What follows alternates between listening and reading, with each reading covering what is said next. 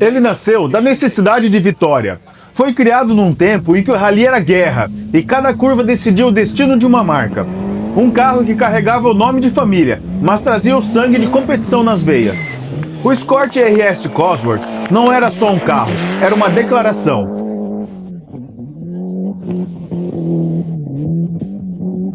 Hoje a gente vai viajar no tempo e entender por que o Escort Cosworth se tornou uma das máquinas mais respeitadas da história da Ford. E mais do que isso, como ela nasceu do impossível. Mas antes do Cosworth, existe uma história que começa décadas antes. Tudo começou em 1968, quando a Ford decidiu criar um carro simples, moderno e acessível. Um carro para as ruas, para o trabalhador, para as famílias da Europa. Assim nasceu o Ford Escort MK1. O Escort era leve, econômico e fácil de dirigir. Um carro que parecia comum, mas tinha um potencial escondido. E logo os preparadores perceberam isso. O Escort era pequeno, equilibrado e ágil demais para ser só um carro urbano. O Escort evoluiu em ritmo acelerado. Vieram o Twin Cam, o RS 1600 com motor BDA e o RS 1800. E de repente, aquele carrinho de família estava ganhando rallies ao redor do mundo.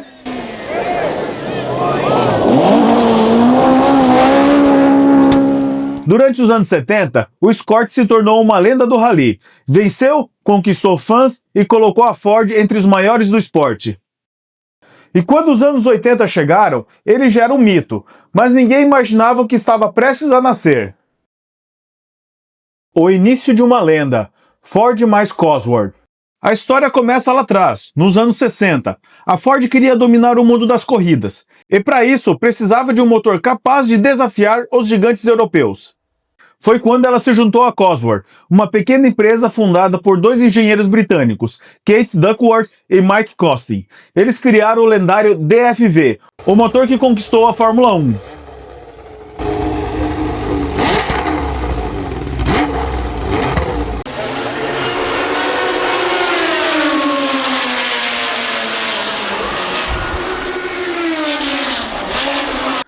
O sucesso foi tão grande que a Ford disse: se eles conseguem fazer isso com Fórmula 1, imagina o que podem fazer com um carro de rua. E assim nasceu o Escort MK1 BDA, o primeiro de uma linhagem lendária.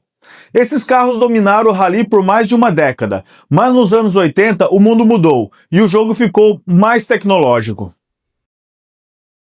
O desafio do século, Grupo B. O auge dos rallies veio com o Grupo B. Carros de mais de 500 cavalos, tração integral e pouca segurança. A Ford entrou com o RS 200, mas o projeto chegou tarde. Quando o Grupo B acabou em 1986, a Ford ficou sem um carro competitivo.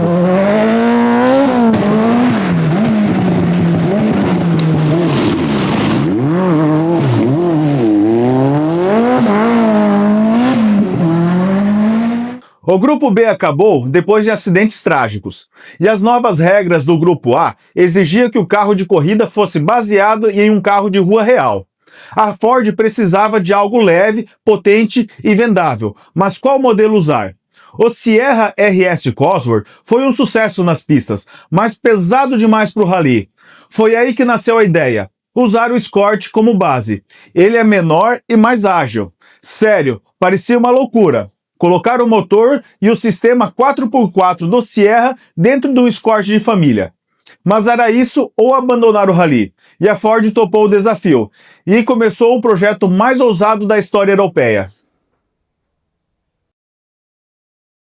Engenharia sob pressão. O Escort de rua era um carro de tração dianteira e estrutura leve. Os engenheiros precisaram reforçar tudo e praticamente criar um novo carro. O que eles fizeram foi pegar a base encurtada do Sierra 4x4, adaptar suspensão, diferencial e transmissão, e esconder tudo sobre a carroceria do Escort. Era um Sierra disfarçado. O motor escolhido foi o 2.0 YB Cosworth, um monstro de 16 válvulas com turbogarra de T3 T04B, produzindo 227 cavalos. Mas o segredo não era só a potência, e sim a tração integral. Com a distribuição de 34% na dianteira e 66% na traseira, o carro tinha comportamento neutro e brutal. O resultado era um hatch de 1.200 kg que fazia de 0 a 100 em 5,8 segundos. Nos anos 90, isso colocava o Escort na briga com Ferraris e Porsches. O aerofólio gigante, o famoso Bailey Wing, não era enfeite. Foi o primeiro carro de rua a gerar downforce positivo. E não era pouco, 20 kg de traseira em alta velocidade.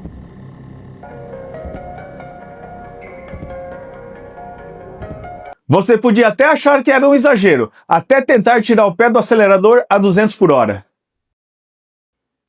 O nascimento de um ícone.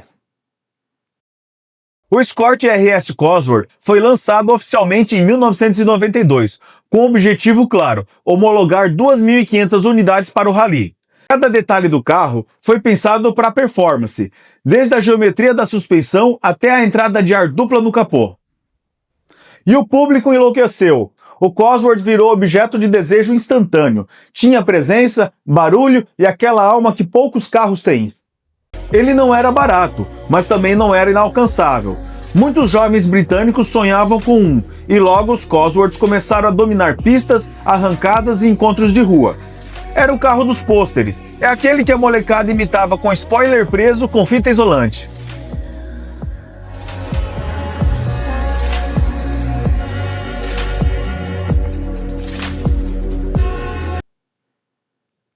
Glória no Rally. No WRC, o Escort Cosworth estreou em 1993, pilotado por François Delacombe e Michael Biazon. O carro logo mostrou sua força. Em seu primeiro ano, conquistou vitórias na Córcega e em Portugal, e o público vibrou com o retorno da Ford ao topo. O Cosworth não era só rápido, ele era bonito de ver. O som do anti-lag, o turbo assobiando, parecia música. O carro manteve-se competitivo até 1998, mesmo após a chegada do Subaru Impreza e do Mitsubishi Lancer Evo. Ele se tornou símbolo de resistência, da era de ouro dos ralis. E vamos combinar, ver o Escort voando em Monte Carlo é uma das cenas mais bonitas da história do automobilismo.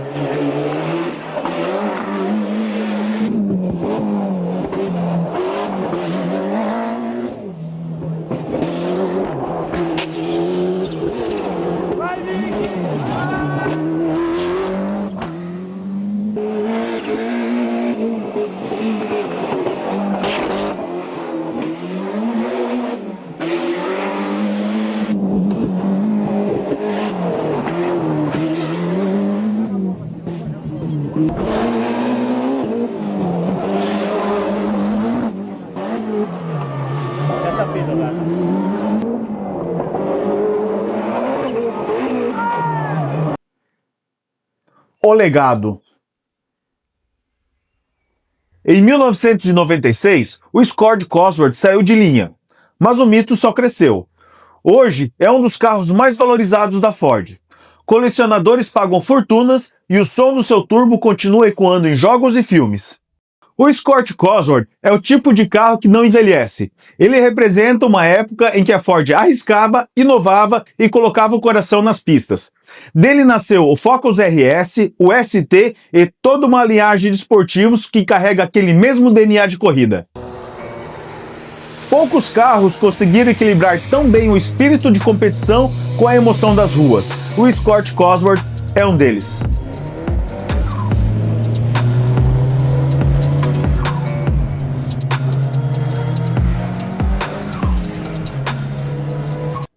Então é isso, pessoal. Mais um episódio chegou ao fim. E se você curte histórias como essa, já se inscreve aqui no canal. Deixe seu like, compartilha e comenta qual máquina lendária você quer ver no próximo episódio. E só lembrando, toda pesquisa, edição, fotos, vídeos e textos são feitos por mim. Então pode acontecer de surgir algum erro de cronologia, uma foto que não foi fiel ao ano exato ou algum detalhe que acabou escapando. Isso faz parte do processo.